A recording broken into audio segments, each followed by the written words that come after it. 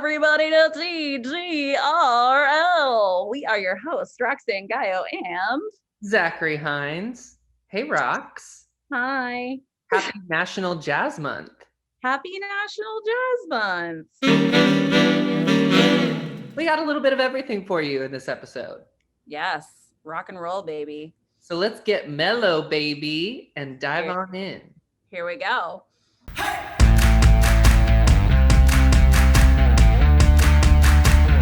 So I found out about you from one of my coworkers and definitely a Tampa Bay music scene staple, Miss Maggie DePietra. And so how long have you been doing music in Tampa? I started working professionally at 20-ish. And for the first 15 years, it was all jazz. But lately, I've been doing more rock and church and pop stuff, like the Florida Bee Orchestra. Mostly that's kind of pop. Yeah. But my records, my stuff has always been jazz. Do you have a musical family? What kind of inspired you to get into guitar? My mom played guitar and piano, and she sang. She was a hippie, so she was at Woodstock. So she loved blues guitar records. So she had like Cream and stuff like that, stuff from the late 60s, Grateful Dead, stuff like that. She didn't play that at all, though. She actually played piano. She would play show tunes. I guess stuck in my ear. And so I maybe picked it up to her. She's the first one to say, hey, you want to, I guess she heard me. I used to just bang on stuff like along with records, like Michael Jackson records or stuff, And she said, hey, you want to play? And I was like, at first I said, no. I just wanted to, listen. And then I started hearing some music with guitar on it. And she said, hey, I got a guitar. You can learn how to play guitar. And I was like, all right. And so that's kind of how I got started. So your new EP, did you write it during quarantine or was it before COVID? It was, that was actually written and recorded all before COVID. And I had it on my hard drive. And I'm not actually a procrastinator as such, as I just kind of get caught up into a new thing. So we had recorded these things at the drummer's house. They sounded really great.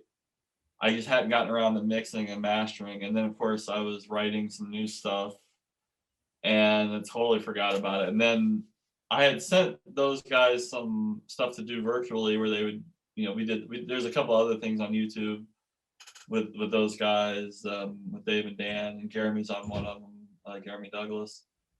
And, those were just everybody records their part at home and then we mix it. So I did a couple of those things. But the EP was recorded 3 years ago now, and I realized I had it, so I sent it to Jeremy Douglas, and he mixed it, and I had another friend master it, Kirk Adams, and then we had video. They were doing the videos anyway, so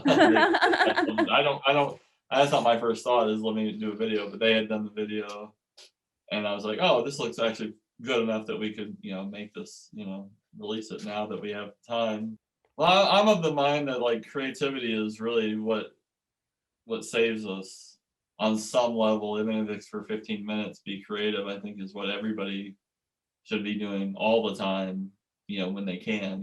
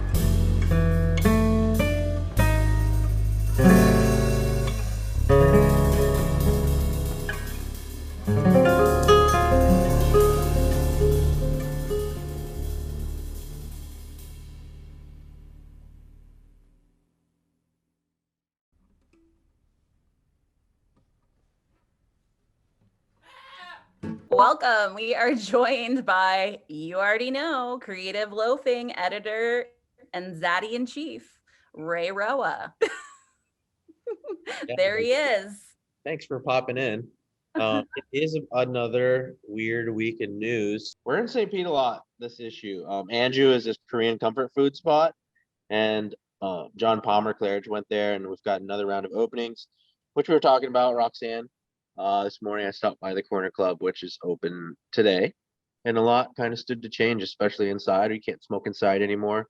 But I did see boiled peanuts cooking in the old crock pots this morning. The St. Petersburg Museum of History has this great happy hour with a historian series, and it's like really getting into full swing now.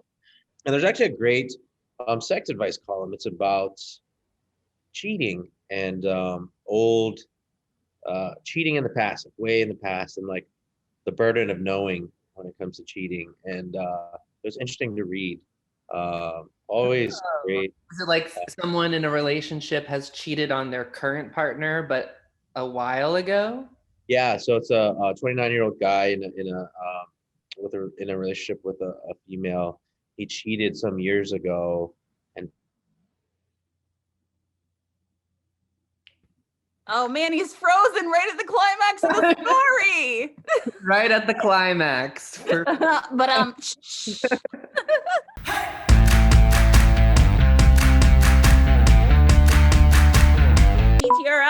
welcome. We are joined today by local band Liquid Pennies. We're getting interviewed by the Strad Center. So, and y'all have a new album out, which is what this video is from. And I've known you guys for a bit, and you were a three-piece before. So nice to meet you, Zoe. I think it's really cool you added in another element. How was it creating a new album and releasing a new album in a pandemic? You know, the timing was a little, I mean, I'm not going to say it worked out, but we started recording. So we did those shows, like Zoe was saying, last February. We kind of did a little mini tour, and then we got back, and we were already kind of planning on recording in March, and then everything shut down. Yeah, it was interesting, but you know, we definitely took a lot more time on it because of that. We were given a little bit more leeway because there was no gigs, there was no like pressure of doing anything other than like really focusing on this. So It's a good way to get through quarantine. yeah. So do you feel like it helped you guys cope? Any musician, whether you're playing in a band or just kind of jamming with friends or playing by yourself, I can't see how it doesn't help you cope. It definitely helped us keep our minds off, you know, the weird state of the world, and had something to think about other than all those problems that were going on last year. So it definitely was something to keep us busy and in a right progressive frame of mind. Just kind of keep going, doing what we need to do, and to have fun and make art. Also kind of gives you a chance to approach it a little differently. I've definitely had a lot more time to like just sit with my instrument and really enjoy it. I've gotten into home recording a lot more and just learning different aspects, having more time. You know, I guess working remote and just being home a lot more and access to my instrument. So it's kind of interesting. Instead of, you know, feeling like you're always grinding it out with practices and shows and just doing your thing, you can be a little bit more loose with it and a little bit more creative. You know, and if I've had a little bit of that, I'm kind of hopeful to see all the music that is going to come out of this once all these quarantine albums and EPs and everything everybody's coming up with really start coming out. So the album is out. Tell us the name of the album, where we can find it. Distant Dawn, and it's pretty much out everywhere.